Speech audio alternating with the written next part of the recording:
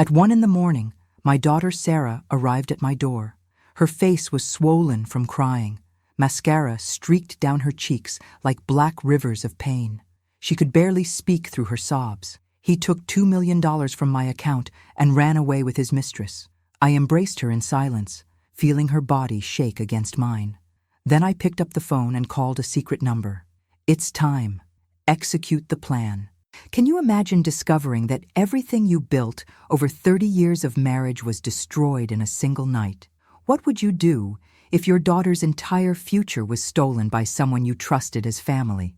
I remained calm while holding Sarah, but I already knew that by dawn, my response would forever change the destiny of everyone involved in this betrayal. My name is Helena Kingsley. I am 62 years old, and until 5 years ago, I was the senior partner at Kingsley & Associates, one of the most respected corporate law firms in the city. I specialized in financial fraud cases and asset recovery. What my son-in-law Marcus never knew was that I had been investigating him for the past 18 months. The call I made that night was to my former partner, Detective James Morrison, now head of the Financial Crimes Unit. The plan we had been preparing was about to unfold, and Marcus had just walked directly into the trap we had set for him. But let me start from the beginning, when the first red flags appeared, and I realized that my daughter had married a predator who saw our family not as people to love, but as assets to be exploited. It all started 2 years ago during Sarah's birthday dinner. Marcus insisted on paying the bill at the expensive restaurant, making a show of his generosity. But I noticed something odd.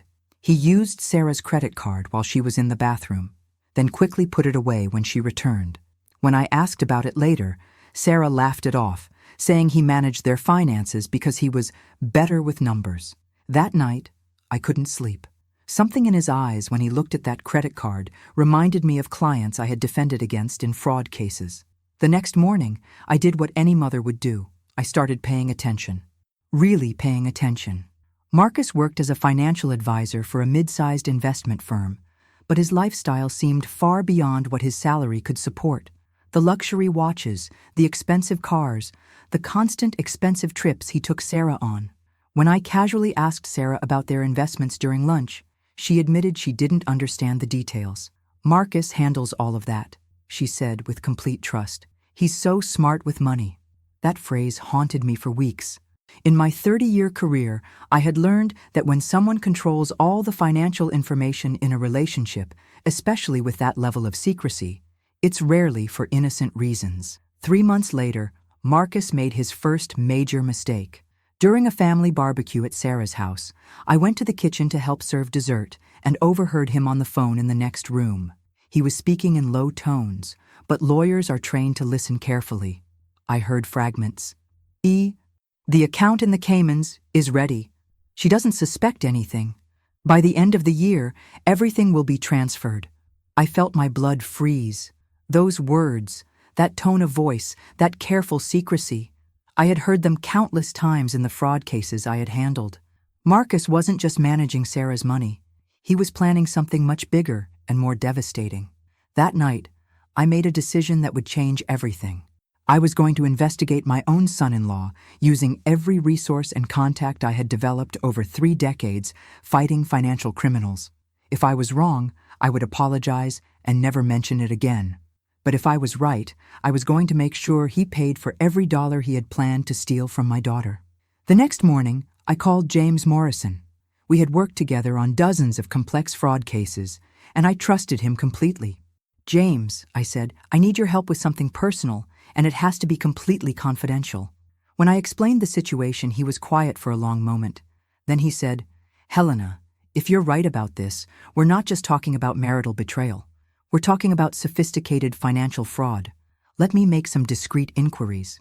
What we discovered over the following months was far worse than I had imagined. If you're watching me now, leave a like if you also believe that no mother should go through what I experienced, and tell me in the comments, have you ever had that intuition that someone in your family was hiding something dangerous? Marcus hadn't just been planning to steal from Sarah.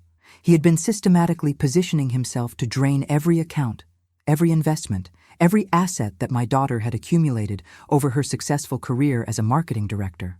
But even more chilling was what we discovered about his pattern. Sarah wasn't his first victim.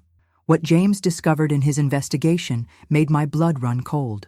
Marcus wasn't just an opportunistic thief. He was a professional predator who had done this before, twice. His first victim was a widow named Margaret Chen, a 68-year-old woman who had lost her husband and inherited a substantial portfolio. Marcus had worked as her financial advisor for 18 months, slowly gaining her trust, then systematically moved her assets to accounts he controlled. When Margaret finally realized what was happening, she had lost over $800,000. She tried to press charges, but Marcus had been careful. Everything appeared legal on paper. Margaret died 6 months later, and I couldn't help but think the stress of losing everything had accelerated her death.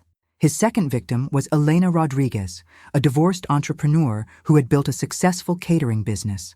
Marcus had dated her for 2 years, convinced her to make him a partner in her business, then slowly transferred the company's assets to shell companies he owned. When Helena discovered the theft, Marcus disappeared overnight, leaving her with nothing but debts and a broken heart. She had to declare bankruptcy and lost her home.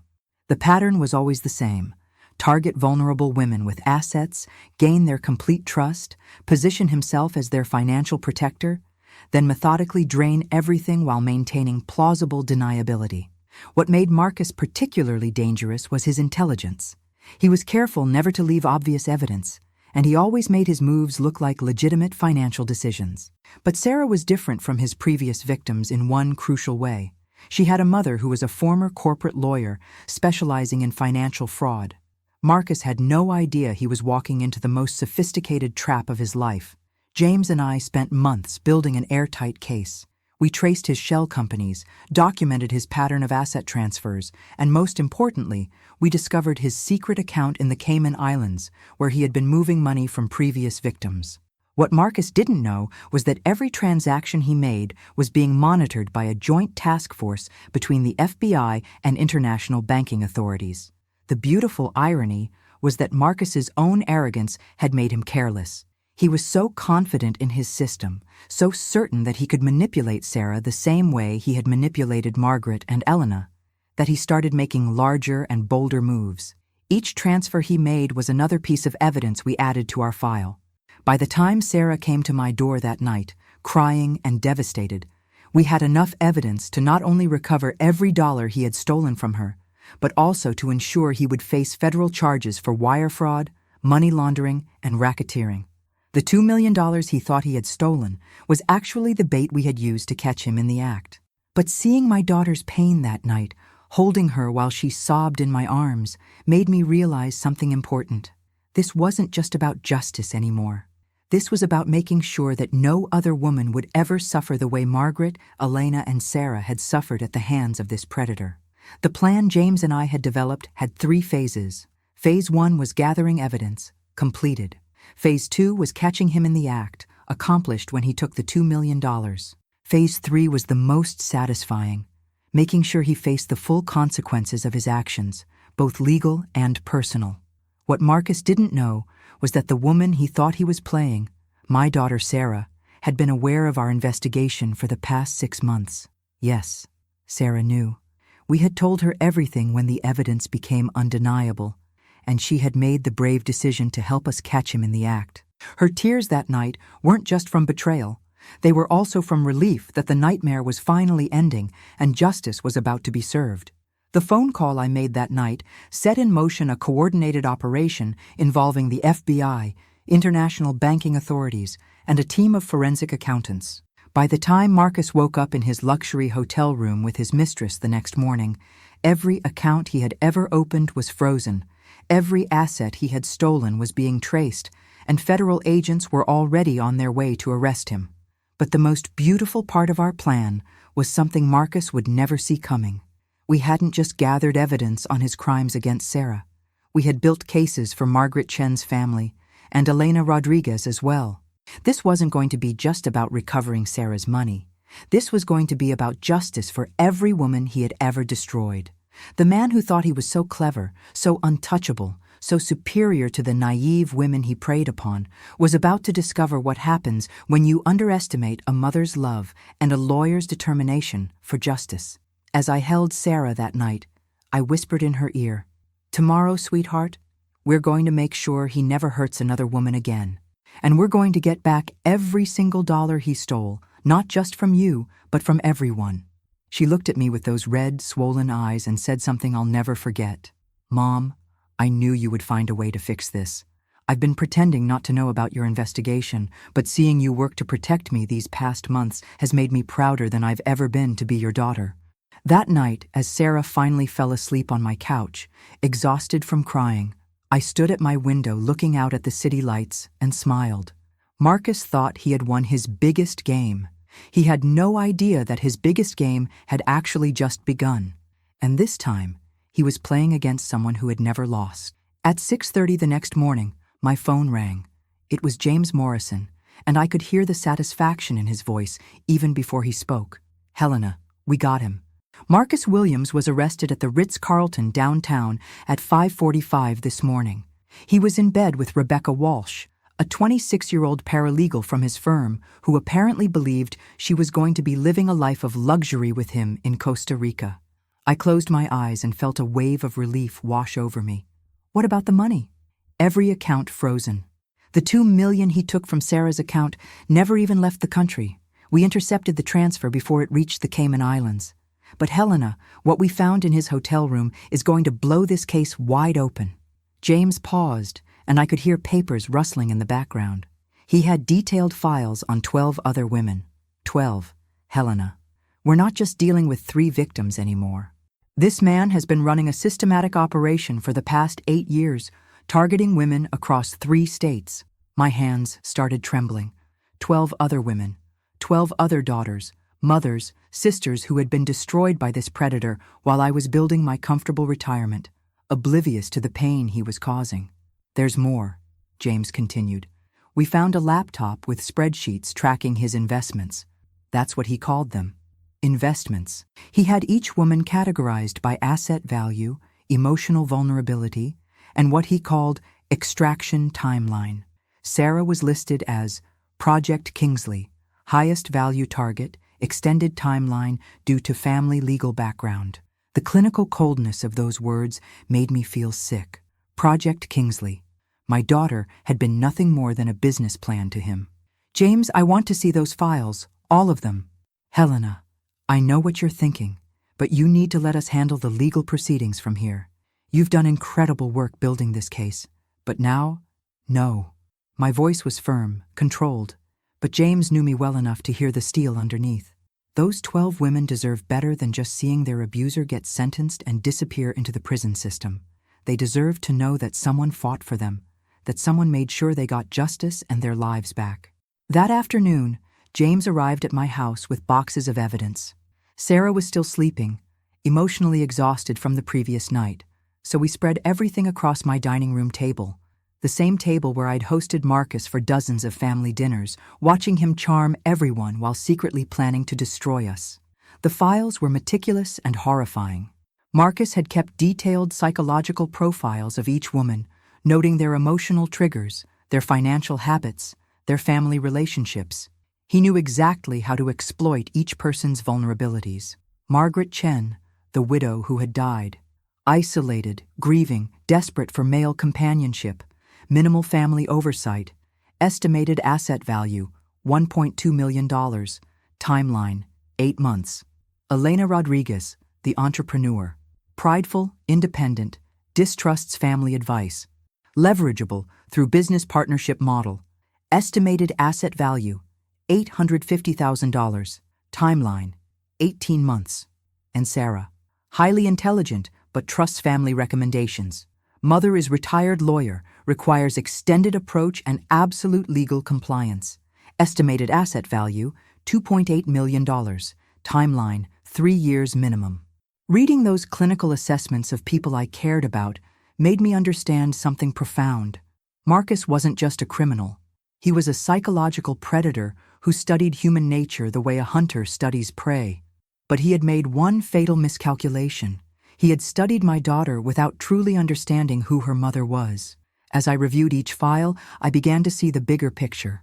Marcus had been operating a sophisticated long-term fraud scheme that went far beyond what any of us had initially suspected. He had shell companies in 4 different countries, partnerships with corrupt financial advisors in 3 states, and a network of accomplices who helped him identify and target victims. But the most chilling discovery came when James showed me Marcus's future targets list. 23 names of women he had been researching, including detailed background checks, asset evaluations, and approach strategies. Some of these women were already being cultivated. He had begun the early stages of his manipulation process with at least 6 of them. "James," I said, looking up from the files, "this isn't just about punishing Marcus anymore. We need to make sure every one of these women is warned, every stolen dollar is recovered, and this entire network is destroyed." James nodded grimly. "The FBI is expanding this into a multi-state task force investigation. But Helena, we're going to need your help, your expertise in corporate fraud, your understanding of his methods. You've built the foundation for the biggest financial predator case the Bureau has seen in years." That evening, after James left, I sat alone in my study looking at photographs of all Marcus's victims. 15 women whose lives had been devastated by one man's greed and cruelty. Women who had trusted, loved, and been betrayed in the most fundamental way possible. I made a decision that night that would define the next chapter of my life. I wasn't just going to help the FBI build their case. I was going to personally make sure that every single woman Marcus had hurt received justice, compensation, and the support they needed to rebuild their lives. The next morning, I called my former law firm. "Patricia," I told my old partner, "I need you to arrange something for me. I want to come out of retirement temporarily to take on one final case, pro bono, and I'm going to need the best team you've ever assembled." What Marcus had forgotten in all his careful planning was a simple truth. When you hurt someone's child, you don't just make an enemy. You awaken a force that will pursue you to the ends of the earth until justice is served. Sarah woke up that morning to find me already dressed for business, with my old briefcase packed and my car keys in hand. "Where are you going, Mom?" I looked at my daughter, my beautiful, strong daughter who had survived this nightmare, and smiled. "I'm going to work, sweetheart. I'm going to make sure that no other woman ever goes through what you experienced, and I'm going to make sure Marcus pays for every single life he's destroyed." Walking back into Kingsley and Associates after 5 years of retirement felt like putting on armor I had forgotten I owned. My former partner, Patricia Chen, no relation to Marcus's victim Margaret, greeted me with a mixture of surprise and excitement. "Helena, when you called yesterday, I thought you were joking. You said you'd never practice law again after what happened with the Morrison case." "That was before someone made the mistake of targeting my daughter," I replied, setting my briefcase on the conference table. "Patricia, I need you to help me build something that's never been done before. A comprehensive victim advocacy operation that goes beyond just criminal prosecution." What I proposed that morning was ambitious. We were going to track down every woman Marcus had victimized, recover every stolen dollar, and create a legal framework that would prevent predators like him from operating with impunity in the future. But first, we needed to understand the full scope of his operation. Patricia had assembled a team that made me proud of my old firm. David Kim, our best forensic accountant, Maria Santos, a brilliant young attorney who specialized in international asset recovery, and Thomas Wright, a former FBI profiler who now worked as a private investigator. "Show me what we're working with," I told them. David spread out financial charts that looked like spiderwebs of deception. "Helena, this man was operating a sophisticated Ponzi scheme disguised as individual relationships. He wasn't just stealing from his victims. He was using money from new victims to create fake returns for previous ones, keeping them convinced that his investment strategies were working." Maria added, "The international component is massive. He has accounts in the Cayman Islands, Switzerland, and Dubai. We're looking at approximately $12 million in total stolen assets spread across 15 confirmed victims. $12 million, 15 women. Each number represented years of someone's life, dreams destroyed, security stolen." "Thomas," I said, "I want you to find every victim, not just the ones in Marcus's files. I want to know about everyone he ever targeted, even if he didn't succeed in stealing from them." Over the next week, Thomas's investigation revealed something that shocked even me. Marcus hadn't been working alone. He was part of a larger network of financial predators who shared information, techniques, and sometimes even victims. They called themselves the Circle, and they had been operating for over a decade. The Circle consisted of 7 men, all working in financial services, who had systematized the process of targeting vulnerable women. They had developed what they called the playbook, a step-by-step guide to identifying, approaching, manipulating, and ultimately draining victims. They even had regular meetings where they shared success stories and refined their techniques. But discovering the Circle gave us something we hadn't expected, a way to reach out to victims we never would have found otherwise. I decided to do something that Patricia thought was risky, but that my instincts told me was right. I was going to contact every victim directly, not as a lawyer building a case, but as a mother who had almost lost her daughter to the same predator. The first call was to Helena Rodriguez, the entrepreneur whose business Marcus had destroyed. When I explained who I was and why I was calling, there was a long silence. "Mrs. Kingsley," she finally said, her voice barely above a whisper. "I thought I was the only one. I thought I was stupid for trusting him. My family, they blamed me for what happened. They said I should have known better." "Helena," I said gently, "you weren't stupid. You were targeted by a professional predator who had years of practice manipulating women exactly like you. And you're not alone. There are at least 14 other women who experienced exactly what you did." I heard her start crying. "I lost everything. My business, my house, my savings. I'm 43 years old and I'm living with my sister, starting over from nothing." "Not anymore," I told her. "Helena, I'm calling to tell you that we're going to get your money back, all of it, and we're going to make sure Marcus and his accomplices never hurt another woman again. If you want to know how this story ends, subscribe, because what I'm going to tell you next will surprise you. And tell me in the comments, have you ever had to rebuild your life from scratch because someone you trusted betrayed you?" My second call was to Margaret Chen's daughter, Linda.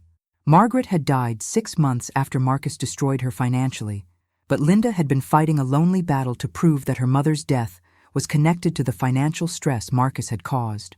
"Mrs. Kingsley, my mother was a strong woman who survived the Cultural Revolution, immigrated to America with nothing, and built a life for our family. But what Marcus did to her, it broke something inside her that never healed." Linda's voice was filled with a rage I recognized, the same rage I had felt when I saw Sarah crying at my door. "Linda, your mother's death wasn't in vain. The evidence she gathered before she died is helping us build a case that will prevent other mothers from suffering the way she did." By the end of that week, I had spoken with 12 of Marcus's victims. Each conversation was heartbreaking, but also inspiring. These women weren't just victims. They were survivors who had endured unimaginable betrayal and were still fighting to rebuild their lives. That's when I realized we needed to do something unprecedented. We weren't just going to recover their money and prosecute their abuser. We were going to create a support network, a sisterhood of survivors who could help each other heal and move forward. I organized the first meeting for the following Saturday at my law firm. I wasn't sure anyone would come. These women had been isolated, shamed, and traumatized by their experiences. But by 10 o'clock that morning, 13 women were sitting in our conference room, many of them meeting face-to-face for the first time. Sarah was there too. She had insisted on attending, saying she wanted to meet the women who shared her experience. "Ladies," I began, looking around the room at faces marked by pain, but also by strength. "6 months ago, each of you thought you were alone. You thought you were the only one who had been foolish enough to trust Marcus Williams. Today, I want you to see something different." I gestured around the room. "You were targeted by one of the most sophisticated financial predators in the country. You survived something that would have destroyed weaker people. And now, together, we're going to make sure he never hurts anyone again." Helena Rodriguez, the woman I had spoken to first, stood up. "Mrs. Kingsley, I want to say something to everyone here." She looked around the room, her voice growing stronger. "For 2 years, I've been ashamed of what happened to me. I've hidden from friends, avoided dating, convinced myself I was stupid for trusting him. But sitting here with all of you, I realized something. We weren't victims. We were targets of a professional criminal operation. And now, we're going to be his worst nightmare." The room erupted in applause. For the first time since this nightmare began, I saw something I hadn't expected. These women weren't just going to survive Marcus Williams, they were going to help destroy him. The breakthrough came from an unexpected source. Rebecca Walsh, the young paralegal who had been with Marcus when he was arrested, requested a meeting with me through her attorney. She had information she wanted to trade for immunity, and what she told me changed everything. "Mrs. Kingsley," Rebecca said, her hands shaking as she spoke, "Marcus never told me he was married to your daughter. He said he was divorced, that he was a successful investment advisor who was helping me build a better future. But I worked at his firm, and I started noticing things." Rebecca had been Marcus's inside source at the investment firm, unknowingly helping him access client information and identify potential targets. But she had also been documenting everything, thinking she was helping Marcus build legitimate investment portfolios. "I have recordings," she whispered. "Marcus used to have conference calls with other men, talking about their projects. I recorded them because I thought I was supposed to be learning about investment strategies."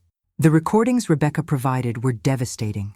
Not only did they prove that Marcus was part of a larger criminal organization, but they revealed the full scope of the Circle's operation. 7 men, operating across multiple states, who had systematically defrauded over 60 women of more than $47 million. But the most shocking revelation was the identity of the Circle's leader, Jonathan Blackwood, a respected financial planner who served on the city's charity board and was married to a prominent judge. Blackwood had been operating for 15 years, and he had trained Marcus and the others in his methods. "Ladies," I told the survivor group at our next meeting, "what we've discovered goes far beyond Marcus Williams. We're dealing with an organized criminal enterprise that has been destroying women's lives for over a decade." I could see the shock on their faces as I explained the scope of the Circle's operation. But I also saw something else: determination. These women had found their strength in each other, and they were ready to fight. Elena Rodriguez spoke first. "Mrs. Kingsley, how many other women are out there who don't even know they're not alone?" "According to our investigation, at least 45 other confirmed victims, and probably more we haven't identified yet." Sarah, who had been quiet throughout the meeting, suddenly stood up. "Mom, I want to do something. I want to reach out to every woman the Circle has hurt. I want to tell them what we've learned, and I want to help them join our fight." Linda Chen, Margaret's daughter, nodded vigorously. "My mother would have wanted this. She would have wanted her death to mean something, to protect other women." What happened next was extraordinary. These 13 women, who 6 months earlier had been isolated and ashamed, organized themselves into the most effective victim advocacy operation I had ever seen. They created a website, established a hotline, and began systematically reaching out to every woman the Circle had targeted. Within 2 weeks, we had been contacted by 37 additional victims. Each woman's story was heartbreakingly similar: trust, manipulation, systematic financial destruction, and profound shame. But now, instead of suffering alone, they were part of something bigger. David Kim, our forensic accountant, was working 18-hour days tracing assets across multiple countries. "Helena," he told me one evening, "I've never seen anything like this. These men were operating like a corporation. They had sophisticated money laundering operations, international banking partnerships, and even corrupt lawyers helping them structure their thefts to avoid prosecution. How much have we recovered so far? $14.3 million, and we're just getting started. But Helena, there's something else. I found evidence that the Circle was planning to expand. They were recruiting new members and targeting women in retirement communities across the Southeast. The idea that they were planning to systematically target elderly women made me physically sick, but it also gave me an idea. David, I want you to find every woman they were planning to target. Every single one. Helena, we're talking about potentially hundreds of women. Then we contact hundreds of women. David, imagine if someone had warned Sarah about Marcus before she married him.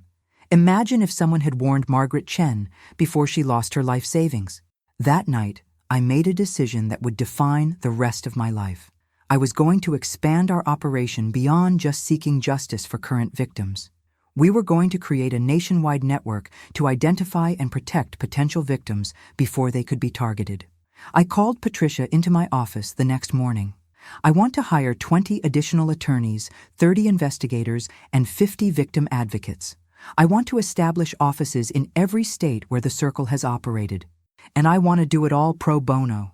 Patricia looked at me like I had lost my mind. Helena, do you have any idea how much that would cost? We're talking about millions of dollars. I smiled. Patricia, I've been retired for 5 years, living off the money I made during 30 years of corporate law practice. I have more than enough money to fund this operation. But more importantly, I have something else. I have 47 women who are ready to dedicate their lives to making sure no other woman goes through what they experienced. The survivors group had evolved into something none of us had expected. They weren't just seeking justice for themselves anymore. They had become advocates for every woman who had ever been financially abused by a romantic partner. They called themselves the Sisterhood, and they were fierce. Elena Rodriguez had quit her new job to work full-time for our organization. Linda Chen had liquidated her mother's remaining assets to help fund our operations. Sarah had taken a leave of absence from her marketing career to coordinate our media outreach. Mrs. Kingsley, Elena told me one afternoon, I've been thinking about something. Marcus and the Circle targeted us because they thought we were vulnerable and alone. But look at us now. We're not victims anymore. We're warriors. She was right. In 6 months, we had transformed from a collection of isolated, traumatized women into a formidable force for justice. We had recovered over $14 million for victims, provided legal representation for 47 women, and most importantly, we had prevented the Circle from recruiting new members and targeting new victims. But our biggest victory was still ahead of us. Jonathan Blackwood, the Circle's leader, didn't know that we had identified him. He thought Marcus's arrest was an isolated incident, a piece of bad luck that wouldn't affect the rest of their operation. He was about to discover how wrong he was. James Morrison called me that evening with news that made my heart race. Helena, we're ready to move on the entire Circle. Coordinated arrests in 6 states, simultaneous raids on all their properties and accounts. But we want to give you and the survivors the opportunity to be there when we arrest Blackwood. James, I said, there's nowhere else I'd rather be. Tomorrow, the Circle would learn what happens when you underestimate the power of women who have found their strength in each other and decided to fight back. Jonathan Blackwood's downfall began with his own arrogance. While Marcus sat in federal custody, refusing to cooperate with investigators, Blackwood made a critical mistake. He tried to recruit a replacement for Marcus to continue targeting women in our region. The woman he approached was Dr. Patricia Williams, a recently divorced psychiatrist who had inherited substantial assets from her late parents. What Blackwood didn't know was that Dr. Williams was Linda Chen's therapist, and Linda had warned her about the Circle's methods during one of their sessions. Instead of becoming Blackwood's next victim, Dr. Williams became our secret weapon. Mrs. Kingsley, she told me during our clandestine meeting, I want to help you catch this man. I've seen what his organization did to Linda, to your daughter, to all those women. I'm willing to go undercover and gather evidence. Working with the FBI, we developed an elaborate sting operation. Dr. Williams would pretend to be the perfect target, recently divorced, emotionally vulnerable, and financially inexperienced. She would allow Blackwood to begin his manipulation process while wearing a wire and documenting everything. But our plan had a twist that would make this more than just another criminal case. The Sisterhood insisted on being directly involved in Blackwood's capture. Elena Rodriguez told me, we want to be there when he realizes he's been caught. We want him to see the faces of the women whose lives he destroyed. I understood their need for confrontation, but I also knew we had to be strategic. Elena, what if we could do something even better? What if we could make Blackwood reveal the full extent of the Circle's operation while thinking he was recruiting his next victim? The plan we developed was audacious. Dr. Williams would tell Blackwood she had access to a support group of recently divorced women, all of whom were wealthy and emotionally vulnerable. She would offer to introduce him to the Sisterhood, claiming they were potential victims who needed financial guidance. Of course, the Sisterhood members would be playing roles, pretending to be naive, trusting women who were perfect targets for manipulation. In reality, they would be gathering evidence and drawing out information about the Circle's complete operation. Sarah was brilliant in her role as Jennifer Mason, a recently divorced marketing executive who had received a large settlement but was completely overwhelmed by financial decisions. Helena played Carmen Santos, a widow who had inherited her husband's construction business but didn't understand how to manage it. Linda Chen became Lucy Wang, a divorced doctor who was too busy with her practice to pay attention to her investments. The irony was perfect. The women the circle had victimized were now going to use the circle's own methods against them. Our first meeting with Blackwood was at an upscale restaurant downtown. Dr. Williams had arranged for him to meet a few friends who really need financial guidance. I watched from a nearby table as this distinguished-looking man in his 50s, with his perfectly groomed appearance and charming smile, sat down with 5 women he believed were his next targets. "Ladies," Blackwood said, his voice smooth and confident, "Patricia has told me about your situations, and I want you to know that you're not alone. Many successful women find themselves overwhelmed by financial decisions after major life changes. That's where I come in." Sarah, playing her role perfectly, leaned forward with apparent eagerness. "Mr. Blackwood, I'm so grateful Patricia introduced us. I received a $2 million settlement in my divorce, but I have no idea how to invest it safely." I watched Blackwood's eyes light up.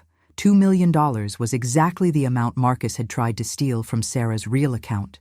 The predator thought he had found his perfect replacement victim. "Jennifer," Blackwood said, using Sarah's fake name, "the most important thing is to work with someone you trust completely.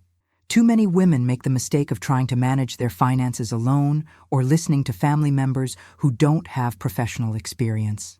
Helena, as Carmen, nodded enthusiastically. "That's exactly what happened to my friend Helena. She trusted the wrong person with her money and lost everything. I don't want to make the same mistake." Blackwood's expression flickered for just a moment.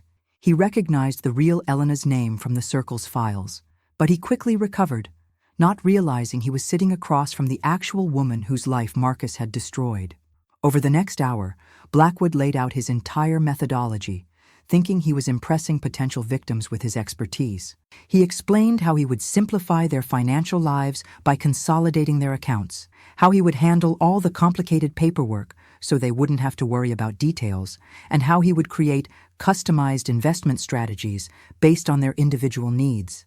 Every word was being recorded. Every technique he described matched exactly what Marcus had done to our daughters and friends. But Blackwood was so confident, so certain he was dealing with naive women, that he began revealing information about the circle's broader operation. "Ladies, what I'm offering you is access to an exclusive network of financial professionals who specialize in helping women in transition. We have colleagues in several states who work with clients just like you." Linda, playing Lucy, asked innocently, "How many women do you help, Mr. Blackwood?" "Our network has successfully guided over 60 women through major financial transitions in the past 5 years," Blackwood replied proudly, not realizing he had just confessed to the scope of the circle's criminal operation. As the evening progressed, Blackwood became increasingly comfortable, even boastful about his success stories. He described, without naming names, how he had helped women simplify their lives by taking over their financial management completely. He talked about clients who were so grateful for his guidance that they had transferred significant assets to accounts he managed directly. Sarah, still in character as Jennifer, expressed exactly the kind of vulnerability Blackwood was looking for. "Mr. Blackwood, I have to admit, I'm terrified of making the wrong decisions with my settlement money. My ex-husband always handled our finances, and I feel completely lost." "Jennifer," Blackwood said, reaching across the table to pat her hand in a gesture that made my skin crawl, "that's exactly why you need someone like me. Someone who can protect you from making costly mistakes." By the end of the evening, Blackwood was so confident he had found his next group of victims that he invited them to visit his offices the following week to begin the consultation process. What he didn't know was that his offices were already under FBI surveillance. Every one of his accounts was being monitored, and the women he thought he was manipulating were actually gathering the final pieces of evidence needed to destroy his entire criminal organization. As I watched Blackwood leave the restaurant that night, shaking hands with each of the women and promising to take excellent care of their financial futures, I felt a satisfaction I hadn't experienced since my earliest days practicing law. The predator had walked directly into our trap, and he had no idea that his hunting days were about to end forever. The following week, as Blackwood prepared for what he thought would be his most lucrative recruiting session, we were putting the finishing touches on the most comprehensive financial fraud takedown in federal history. James Morrison had coordinated with FBI field offices in 6 states, international banking authorities in 4 countries, and the Justice Department's Financial Crimes Division. But the most important element of our operation was happening in Blackwood's own conference room. Dr. Williams had convinced Blackwood to allow her to bring her support group to his offices for a group consultation. "Jonathan," she told him, "these women trust each other completely. If you can convince all of them together, they'll bring their friends and families into your program as well." Blackwood was so excited by the prospect of accessing an entire network of wealthy, vulnerable women that he agreed immediately. He even suggested they meet in his largest conference room so he could give them a comprehensive presentation about his services. What Blackwood didn't realize was that his conference room was now equipped with FBI surveillance equipment. Every member of our support group was wearing a wire, and federal agents were positioned throughout the building. But we had planned something even more devastating than a simple arrest. The sisterhood had insisted that Blackwood should understand exactly who he was dealing with before he was taken into custody. "Helena," Sarah had said during our final planning meeting, "I want him to know that every woman he destroyed fought back. I want him to understand that his victims became his hunters." The meeting was scheduled for 10 in the morning. Blackwood had prepared an elaborate presentation complete with charts, graphs, and testimonials from satisfied clients. He was dressed impeccably, radiating the confidence of a man who had never been caught despite 15 years of criminal activity. Sarah, Helena, Linda, and Dr. Williams entered his conference room playing their roles perfectly. Nervous, dependent women who desperately needed a strong man to guide their financial decisions. "Ladies," Blackwood began, his voice smooth and reassuring, "today, I'm going to show you how to transform your financial anxiety into financial security. By the time you leave here, you'll understand why dozens of women just like you have trusted me with their most important asset, their future." For 30 minutes, Blackwood delivered a masterful performance. He explained his proven methodology for helping women simplify their financial lives. He showed case studies of clients who had dramatically improved their financial positions under his guidance. He even presented testimonials from women who claimed they couldn't imagine managing their money without Jonathan's expertise. Every word was a lie, and every woman in that room knew it. But they played their parts perfectly, asking exactly the kinds of questions that fed Blackwood's ego and encouraged him to reveal more details about his operation. Then Sarah, still playing Jennifer, asked the question we had all been waiting for. "Mr. Blackwood, this all sounds wonderful, but I have to ask, how do I know I can trust you? I've heard horror stories about financial advisors who take advantage of women like me." Blackwood's expression became serious, concerned. "Jennifer, that's exactly the right question to ask. The financial services industry, unfortunately, does attract some unscrupulous people who prey on vulnerable clients. But I want to assure you that my track record speaks for itself." He pulled up another presentation slide. "In 15 years of practice, I've never had a single client lose money under my management, not one. In fact, my average client sees returns that exceed market performance by significant margins." Helena, playing Carmen, leaned forward. "How is that possible? Even the best investment advisors have some clients who lose money sometimes." Blackwood smiled condescendingly. "Carmen, that's because most advisors don't understand what women like you really need. You don't need complex investment strategies or high-risk portfolios. You need security, stability, and the confidence that comes from knowing a professional is handling everything for you." The manipulation was textbook perfect, and it was being recorded by 6 different devices. But then Linda, playing Lucy, asked the question that would end Jonathan Blackwood's career forever. "Mr. Blackwood, what happened to Marcus Williams?" The room went completely silent. Blackwood's face went pale, and for the first time since we had begun this operation, his composure cracked. I'm sorry. What did you say?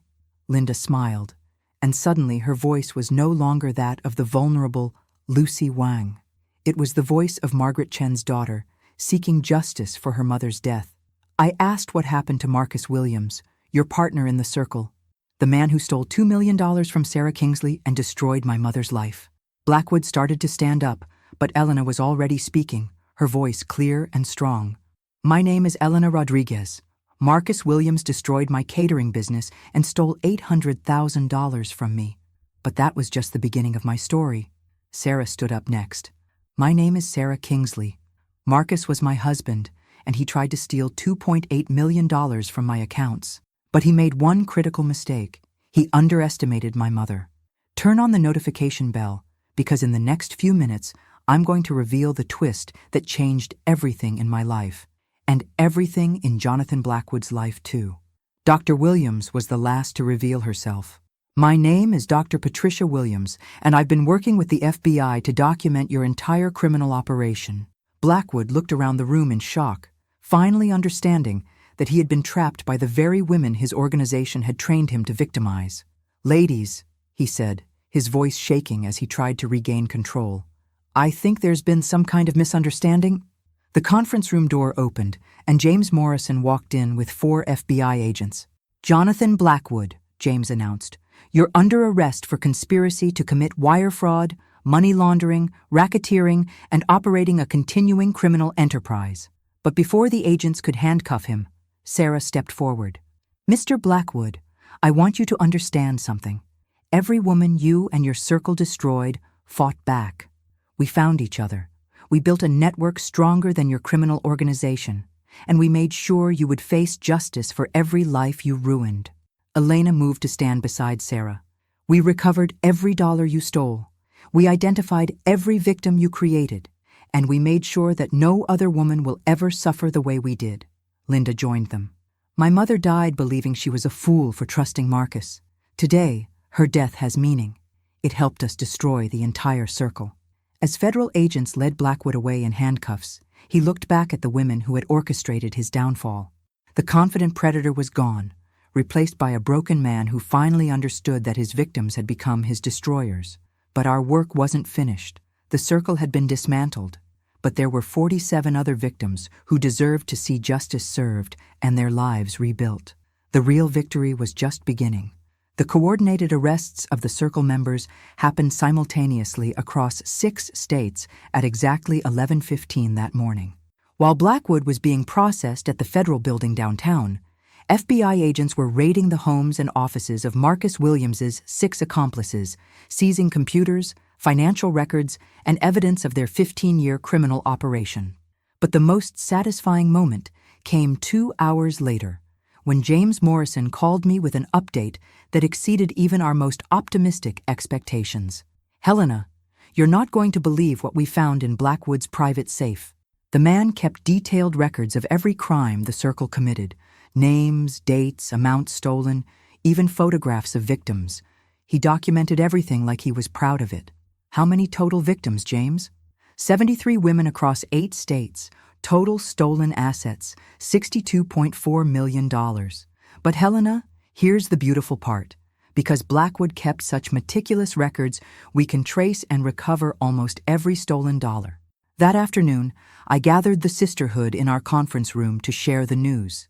These women had transformed from isolated victims into the most effective victim advocacy network in the country, and they deserved to hear the results of their courage. Ladies, I announced, the circle is finished. All 7 members are in federal custody. We've identified 73 victims, and we're going to recover over $60 million in stolen assets. The room erupted in applause, but Helena Rodriguez raised her hand for quiet. Mrs. Kingsley, what about the victims we haven't reached yet? The women who still think they're alone, who still blame themselves for what happened. Sarah stood up beside Helena. Mom, we can't stop here. We've proven that victims can become warriors, that women who've been destroyed can rebuild and fight back. We need to reach every woman the circle hurt. Over the next month, the sisterhood launched the most comprehensive victim outreach program in federal law enforcement history.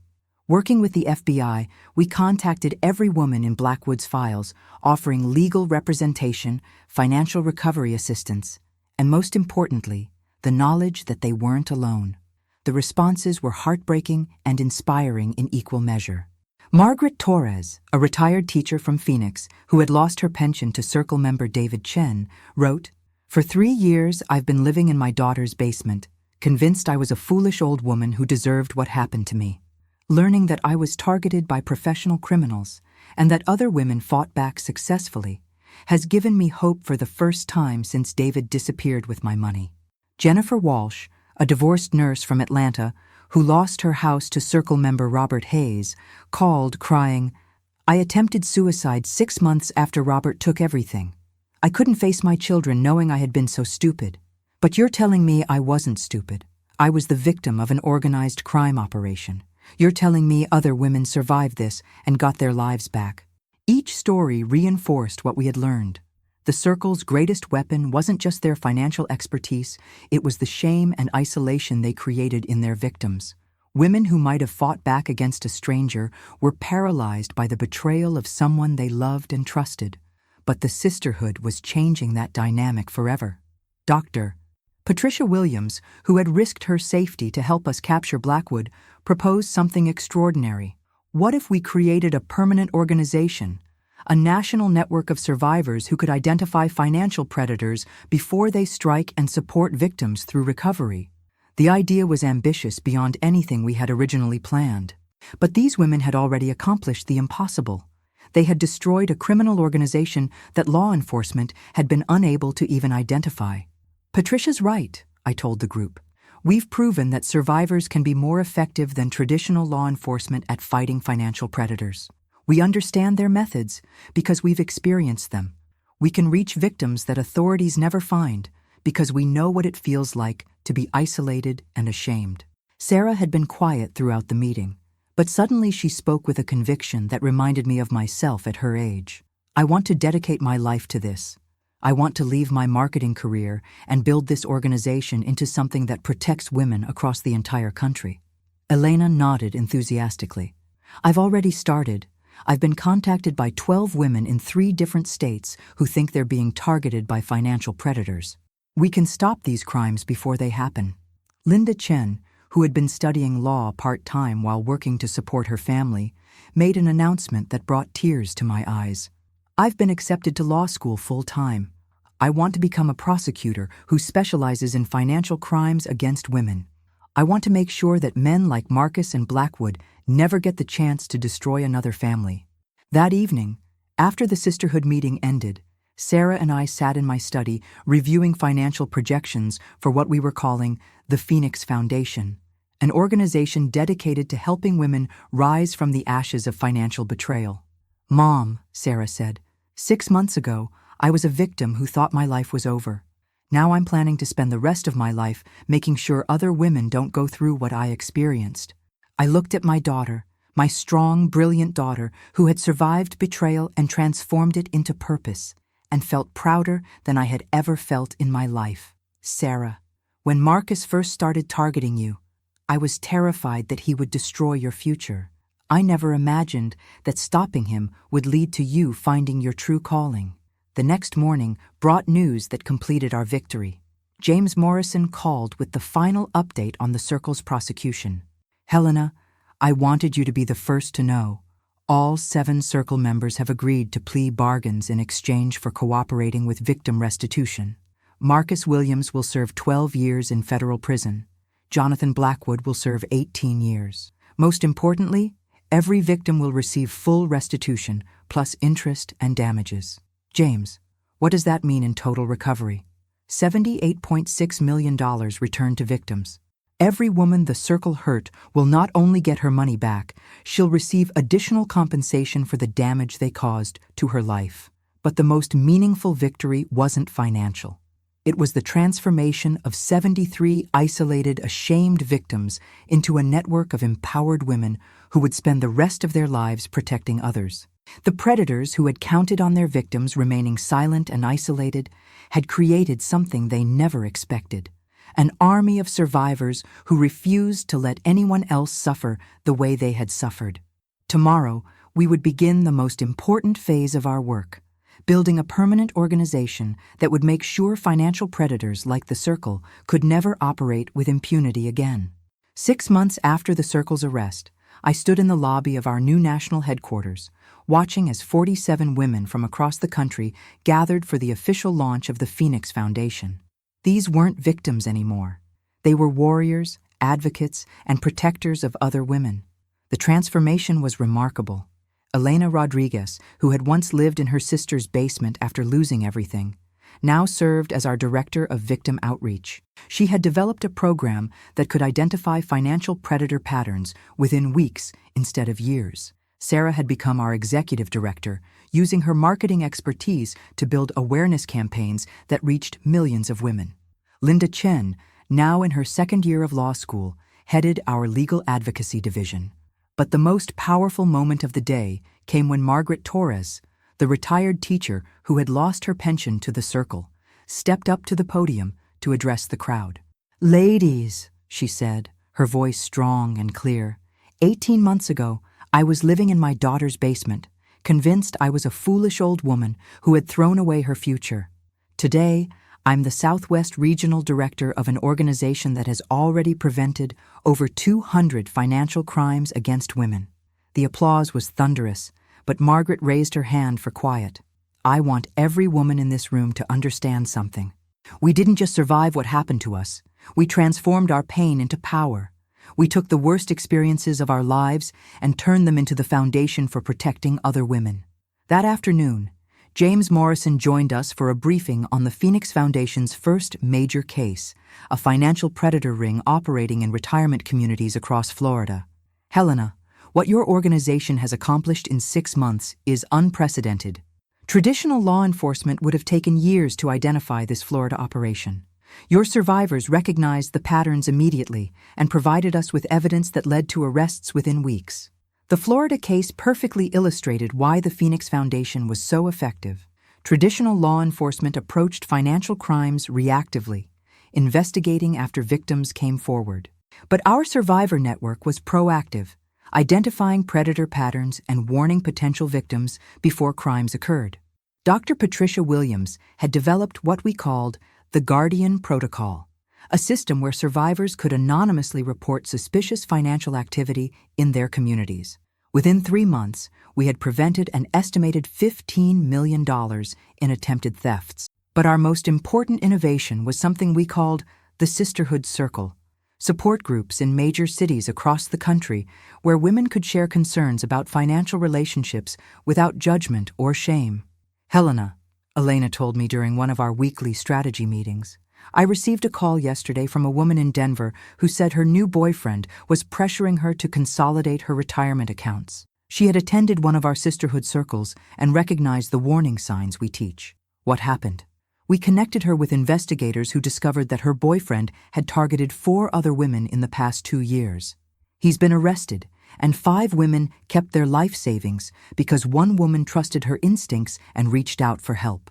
These success stories were multiplying across the country, but I knew we were facing a larger challenge. Financial predators were adapting to our methods, becoming more sophisticated in their approaches. That evening, as I reviewed our quarterly report, Sarah knocked on my office door. "Mom, we need to talk about something important. I've been analyzing the data from our hotline calls, and I think we've identified a new type of predator operation." Sarah spread out charts and graphs that showed a disturbing pattern. These aren't isolated criminals like Marcus or organized rings like the Circle. We're seeing evidence of what appears to be a technology-enabled predator network that's using social media and dating apps to identify and target victims. The scope was staggering. Instead of 7 men operating across 8 states, we were looking at potentially hundreds of predators operating internationally, using digital tools to research victims, coordinate attacks, and share successful manipulation techniques. "Sarah, how many potential victims are we talking about?" "Based on the patterns we're seeing, possibly thousands of women across North America." "Mom, this makes the Circle look like small-time criminals." I felt the familiar surge of determination that had driven me to investigate Marcus 18 months earlier. "Sarah, Call Elena and Linda. Call Dr. Williams and Margaret Torres. Call everyone. Mom, what are you thinking? I looked at my daughter, remembering the broken woman who had arrived at my door crying about her husband's betrayal. Now she was leading a national organization that had already saved hundreds of women from financial destruction. I'm thinking that the Phoenix Foundation is about to take on its biggest challenge yet, and I'm thinking that these new predators have no idea what they're about to face. The next morning, I called James Morrison with a proposal that would expand our partnership with federal law enforcement to an unprecedented level. James, we need to discuss creating a joint task force, FBI resources combined with Phoenix Foundation survivor intelligence, to investigate what appears to be the largest financial predator network in history. Helena, are you sure you want to take this on? The Circle investigation nearly consumed 2 years of your life. This sounds even more complex. I looked out my office window at the women working in our headquarters, survivors who had transformed their trauma into a mission to protect others. Elena was training new volunteers. Sarah was coordinating with victim advocates in 12 states. Linda was preparing legal briefs for 3 different prosecution cases. James, I said, these women didn't just survive financial predators. They became the most effective anti-predator force in the country. Whatever we're facing next, I guarantee you that the criminals have no idea how formidable their opposition has become. That afternoon, the Phoenix Foundation received a call that would define our next chapter. A woman in Vancouver was reporting that her online support group for divorced women had been infiltrated by men who seemed to be gathering information about the members' financial situations. If you want to know how my story ends, subscribe, because what I'm going to tell next will surprise you. This wasn't the end of our fight. It was just the beginning of something much bigger. As I listened to the caller describe the sophisticated digital surveillance and manipulation techniques being used against her support group, I realized something profound. The Circle had been just the beginning. We were about to face predators who operated on a scale we hadn't imagined. But they were about to discover what Marcus Williams and Jonathan Blackwood had learned too late. When you hurt women's children, when you destroy women's security, when you count on women's shame and silence, you awaken a force that will pursue you relentlessly until justice is served. The Phoenix Foundation was about to spread its wings. The call from Vancouver changed everything. Dr. Rebecca Chen, no relation to our Linda, was a cybersecurity expert who had joined an online support group for recently divorced professional women. What she discovered there terrified her enough to contact us internationally. Mrs. Kingsley, she said during our video conference, this isn't just financial fraud. This is systematic psychological warfare being conducted against vulnerable women using military-grade digital surveillance techniques. Dr. Heimfall. Chen shared her screen, showing us screenshots that made my blood run cold. The support group had been infiltrated by at least 12 different fake profiles, all operated by men who were gathering detailed psychological and financial profiles of every member. They know everything about these women, their divorce settlements, their emotional triggers, their children's schedules, their work patterns, their dating histories. They're building complete dossiers before making contact. Sarah, Elena, and Linda joined me for the call, and I could see the recognition in their eyes. This was the Circle's methodology, but amplified by technology and scaled to target hundreds of women simultaneously. Dr. Chen, Elena asked, how did you figure out what was happening? I'm a cybersecurity consultant, so I noticed things that other members missed, certain questions that seemed innocent but were actually sophisticated information-gathering techniques, profile photos that appeared in reverse image searches connected to financial advisor websites, direct messages that felt like they were following a script. Dr. Chen had done something extraordinary. She had documented the entire operation for 3 months, gathering evidence of what she called the network. Ladies, we're not dealing with individual criminals or even organized groups like the Circle. This is a technology-enabled international operation that's targeting divorced and widowed women across North America using social media platforms, dating apps, and online support communities. The scope was breathtaking and terrifying. While we had been celebrating our victory over the Circle, a much larger and more sophisticated predator network had been developing methods that made traditional financial fraud look primitive. But Dr. Chen had also identified something crucial. The network's greatest strength was also its weakness. Because they're operating digitally, everything they do creates electronic evidence. Every fake profile, every message, every financial transaction is documented somewhere. If we can coordinate an investigation across multiple platforms and countries, we can expose the entire operation. That evening, I convened an emergency meeting of the Phoenix Foundation's leadership team. What Dr. Chen had revealed required us to completely reimagine our mission and capabilities. Ladies, I told the group, 18 months ago, we were victims of financial predators. 6 months ago, we became an advocacy organization. Today, we need to evolve into something that's never existed before, an international digital anti-fraud task force operated by survivors. Sarah was already thinking strategically. Mom, if this network is targeting support groups and online communities, we need to infiltrate them the same way they're infiltrating legitimate groups. We need to create fake profiles and gather intelligence on their operations. Helena nodded enthusiastically. I've been thinking about this since Dr. Chen's call. We have something the network doesn't expect. We understand exactly how their victims think and feel, because we've been their victims.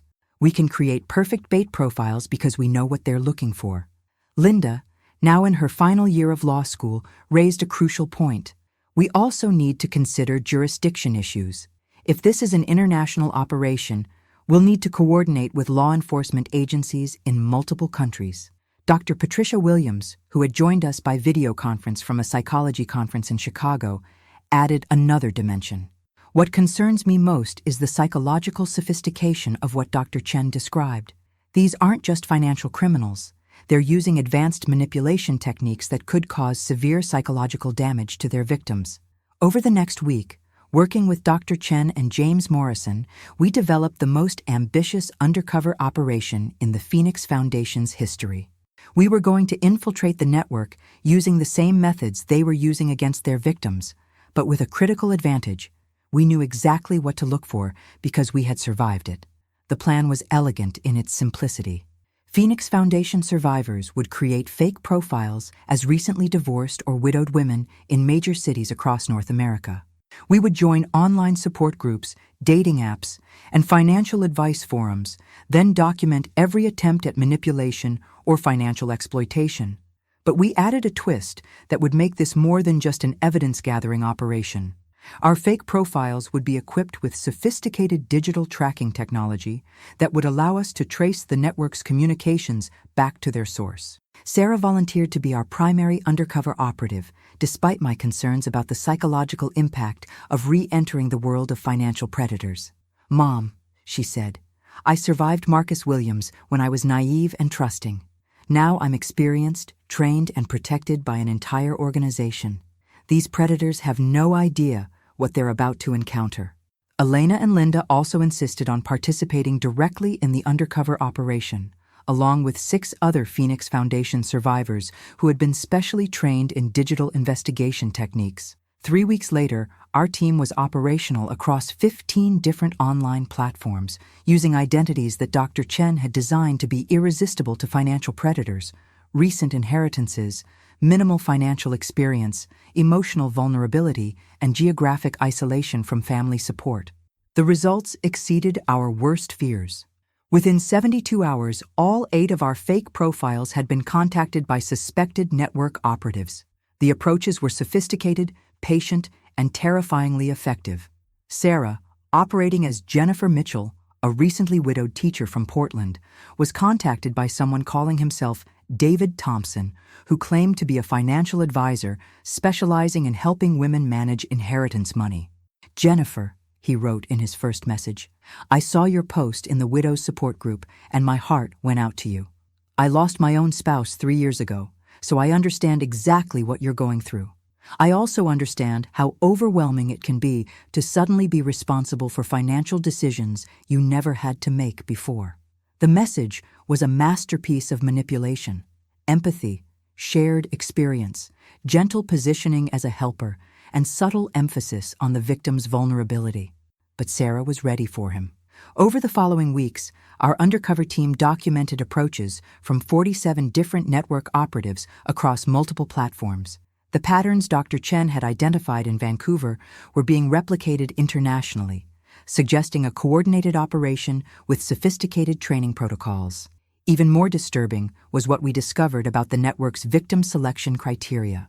They weren't just targeting women randomly, they were using advanced data analysis to identify women who had recently experienced major life changes, had substantial assets, and were geographically isolated from family support systems. Helena, Dr. Chen told me during one of our weekly briefings, this organization is using the same victim identification techniques that human traffickers use. They're not just financial criminals. They're using predator psychology on an industrial scale. But our investigation had also revealed something that gave me hope. The network's digital sophistication had made them overconfident. They were creating extensive electronic trails that would make prosecution much easier than traditional financial fraud cases. More importantly, our undercover operation was gathering real-time intelligence that was allowing us to warn potential victims before they were fully targeted. "Sarah," I said after reviewing our latest intelligence reports, "I think we're ready for the next phase. It's time to turn from intelligence gathering to active counterstrike." My daughter looked at me with the fierce determination that had carried her through her own victimization and transformation into a protector of other women. "Mom, what did you have in mind?" I smiled, feeling the familiar surge of strategic excitement that had defined my legal career. "Sarah, we're going to use the network's own methods against them.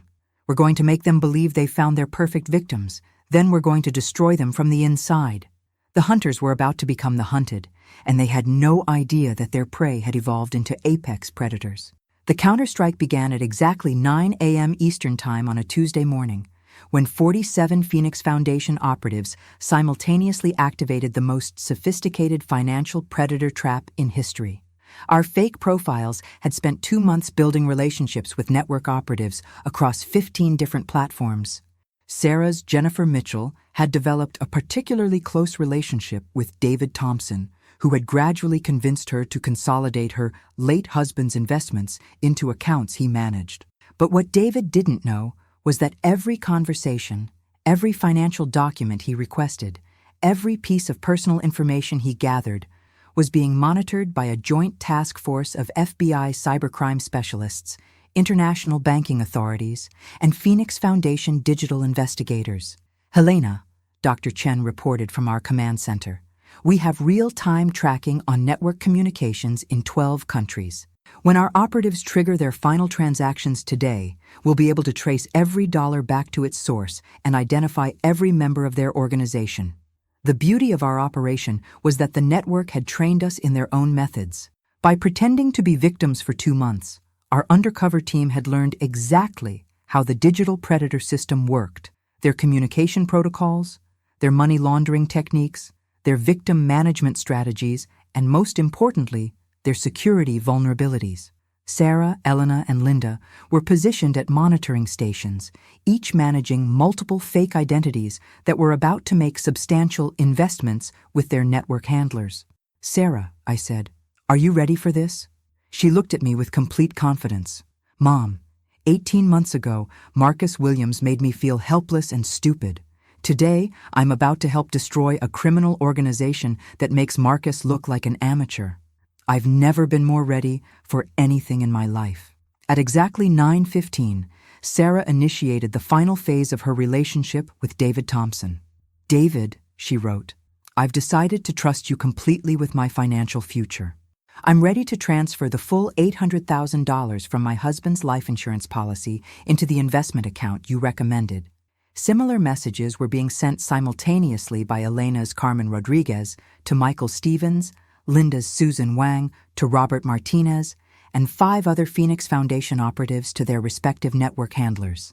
What happened next was beautiful to watch.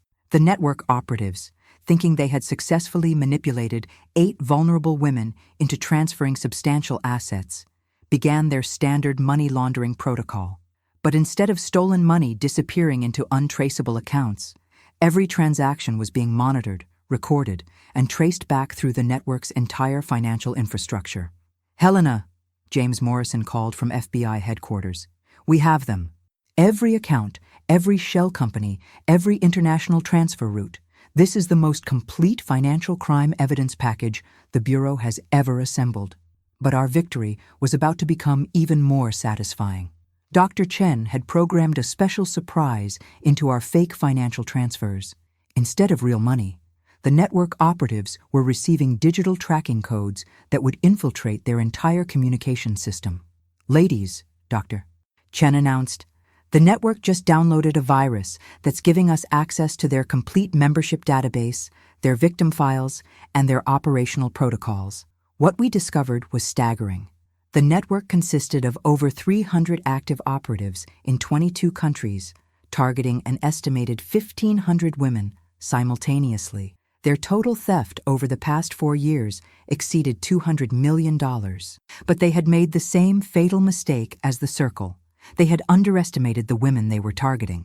At 10:30 a.m., coordinated arrests began across 6 countries. Network operatives were taken into custody in cities from Vancouver to Miami, from London to Sydney. Their computers, phones, and financial records were seized, and their victims were immediately contacted by law enforcement and Phoenix Foundation advocates. The most satisfying arrest was David Thompson, whose real name was Marcus Chen, a 42-year-old financial advisor from Seattle who had stolen over $4.3 million from women across 3 countries. When FBI agents arrived at his office, Marcus was in the middle of a video call with Jennifer Mitchell, trying to convince her to transfer additional funds. "Jennifer," he was saying, "I'm so proud of how you've taken control of your financial future. Your late husband would be happy knowing you're being so smart with his legacy." That's when Sarah revealed herself. "Marcus," she said, her voice clear and strong through the computer speakers. "My name is Helena Kingsley. I'm the executive director of the Phoenix Foundation, and we've been documenting your crimes for the past 2 months. FBI agents should be walking into your office right about now." The look of shock and terror on Marcus Chen's face as federal agents entered his office was captured on video and would become the most watched financial crime arrest footage in FBI history. As I discovered on my journey, it's never too late to start over and seek justice. Leave a like if you agree with me, and share this story with someone who needs to know they're not alone. But the most meaningful moment of the day came that evening, when we received a call from Dr. Margaret Torres, our Southwest Regional Director. "Helena," she said, tears in her voice, "I just got off the phone with a woman in Phoenix whose daughter was being targeted by the network. Because of our operation today, she kept her $300,000 divorce settlement. And her daughter learned that the man she was falling in love with was actually a professional criminal." How did they find out? The daughter attended one of our sisterhood circles last month and learned to recognize the warning signs. When her new boyfriend started asking detailed questions about her mother's finances, she called our hotline immediately. This was why we had built the Phoenix Foundation, not just to catch criminals, but to create a network of educated, empowered women who could protect themselves and each other. The final numbers from the network takedown were unprecedented. 312 arrests, $215 million in recovered assets, 1,500 women protected from financial exploitation, and the complete dismantling of the largest digital financial predator organization in history. But the statistic that mattered most to me was this. Because of our education and outreach programs, over 8,000 women had learned to recognize and report financial predator tactics, preventing an estimated $50 million in attempted thefts. The victims had become the victors, and the predators had discovered that their prey had evolved into apex hunters. That night, as I sat in my study reviewing the final reports from our network operation, Sarah knocked on my door. "Mom, I wanted to thank you." "For what, sweetheart?" 18 months ago, when I came to your door crying about Marcus, you could have just comforted me and helped me move on with my life. Instead, you turned my worst experience into the foundation for something that's now protecting women around the world. I looked at my daughter, the strong, brilliant woman who had transformed her trauma into a mission to serve others, and realized something profound. Sarah, when Marcus targeted you, he thought he was destroying your future. He never imagined that he was actually awakening something that would become his worst nightmare. The phoenix had risen from the ashes, and she was magnificent. 2 years after that night when Sarah arrived at my door in tears, I stood at the podium of the International Conference on Financial Crime Prevention, looking out at an audience of law enforcement officials, victim advocates, and survivors from 37 countries. The woman introducing me was Helena Rodriguez, now serving as the international director of the Phoenix Foundation, whose voice carried the authority of someone who had transformed personal devastation into global protection for others. "Ladies and gentlemen," Helena announced, "I present Helena Kingsley, founder of the Phoenix Foundation, whose daughter's courage in the face of betrayal sparked a movement that has now protected over 50,000 women worldwide from financial predators." As I approached the microphone, I thought about the journey that had brought us to this moment.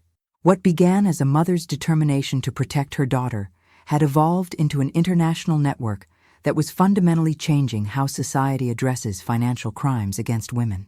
3 years ago, I began. My daughter Sarah was the victim of a financial predator who stole $2 million and tried to destroy her life. Today, Sarah serves as the executive director of an organization that has recovered over $400 million for victims and prevented an estimated $700 million in attempted thefts. I paused, looking out at the faces in the audience: prosecutors, investigators, survivors, advocates, all united in the mission to end financial predation against vulnerable people. But the most important thing we've learned is this: victims of financial predators possess unique insights and capabilities that make them the most effective forces for preventing these crimes. When survivors are empowered with resources and support, they become formidable protectors of others.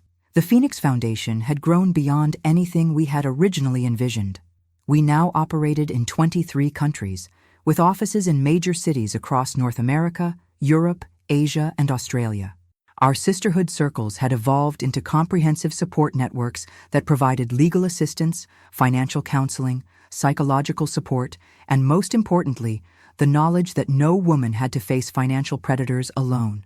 But our greatest innovation was what we called the Guardian Network, a real-time warning system that could identify and alert potential victims about financial predators within hours of their initial approach. Dr.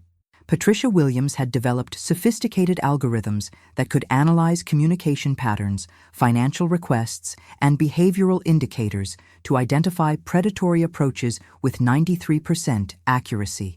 When a woman anywhere in our network received a suspicious financial approach, our system could cross-reference it against known predator profiles and warn her before she became a victim. The Guardian Network has prevented over 12,000 financial crimes in the past 18 months, I continued. But more importantly, it has created a global community of women who refuse to let financial predators operate with impunity. The audience included several women whose stories had become legendary within our organization. Margaret Torres, who had lost her pension to the Circle and now served as a regional director protecting elderly women in retirement communities. Linda Chen, who had graduated law school and become a federal prosecutor specializing in financial crimes against women. Dr. Rebecca Chen, the cybersecurity expert whose discovery of the network had led to the largest financial crime investigation in international history. But the person I was most proud to see in the audience was Sarah. My daughter had taken a leave of absence from her executive duties to attend graduate school, where she was completing a master's degree in international criminal justice. Her thesis topic: Survivor-Led Anti-Fraud Organizations, Transforming Victims into Protectors. When my daughter was targeted by Marcus Williams, I continued, he made a calculation that proved fatal to his criminal career. He assumed that a woman in emotional distress would be easy to manipulate and control. He never considered that she might have a mother who was a retired corporate lawyer, or that her pain might awaken a determination that would ultimately destroy not just him, but entire networks of predators who shared his methods. The standing ovation lasted for several minutes, but what moved me most was seeing the faces of survivors throughout the audience. Women who had transformed their worst experiences into strength that now protected thousands of others. After my presentation, I was approached by Detective James Morrison, who had become our primary liaison with international law enforcement agencies. "Helena," he said, "I have news that I think you'll appreciate. Marcus Williams was denied parole yesterday. He'll serve his full 12-year sentence. How is he adjusting to prison life?" James smiled grimly. According to his psychological evaluations, he's having difficulty understanding how his naive, emotional victims were able to orchestrate his downfall. Apparently, he's convinced that he was the victim of an elaborate government conspiracy. The irony was perfect. Marcus Williams, who had spent years studying and exploiting women's vulnerabilities, could not comprehend that his victims had become his conquerors. That evening, the Phoenix Foundation hosted a dinner for international survivors and advocates. As I looked around the room at women from dozens of countries, speaking multiple languages, but united in their commitment to protecting others, I felt a satisfaction that exceeded anything I had achieved during my legal career. Sarah stood up to make a toast. 3 years ago, I was a broken woman who thought her life was over. Tonight, I'm surrounded by the strongest, most determined women I've ever known. Women who turned their pain into power and their trauma into triumph. She raised her glass, looking directly at me. To my mother, who taught me that justice isn't something you wait for, it's something you create. And to every woman in this room who proved that survivors don't just heal, they become heroes. Helena Rodriguez, who had lost everything to Marcus Williams and rebuilt her life into something magnificent, added her own toast. To the sisterhood, proof that when women support each other, we become unstoppable. As the evening concluded, I received a message that perfectly captured why our work mattered. A young woman in Tokyo had contacted our hotline after recognizing predatory behavior in a man she had been dating. Because of our warning systems and education programs, she had avoided what investigators later discovered would have been a theft of over $800,000. Mrs. Kingsley, her message read, I never experienced financial fraud myself, but because of the Phoenix Foundation's work, I learned to recognize the signs and protect myself. You saved me from becoming a victim, and now I want to help save others. This was our ultimate victory, not just helping survivors recover, but creating a world where fewer women became victims in the first place. Later that night, as I sat in my hotel room overlooking the city lights, I thought about Margaret Chen, the widow who had died after Marcus Williams destroyed her financially. Her death had motivated her daughter Linda to join our cause, and Linda's work had now helped prosecute hundreds of financial predators. I thought about all the women who had suffered alone, convinced they were foolish for trusting the wrong person, never knowing they were part of a larger pattern of systematic victimization. Most of all, I thought about Sarah, my beautiful, strong daughter, who had survived betrayal and transformed it into a mission that was now protecting women around the world.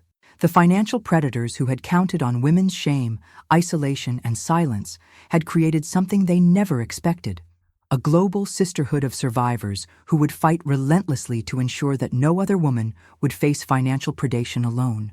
Marcus Williams had tried to destroy one woman's future. Instead, he had awakened a force that would protect millions of women for generations to come. The phoenix had not just risen from the ashes, she had built a nest from which countless others could take flight. Justice, as I had learned, isn't just about punishment. It's about transformation. It's about ensuring that pain becomes purpose, that victims become victors, and that the worst experiences of our lives become the foundation for protecting others. The sisterhood was eternal, and we were magnificent.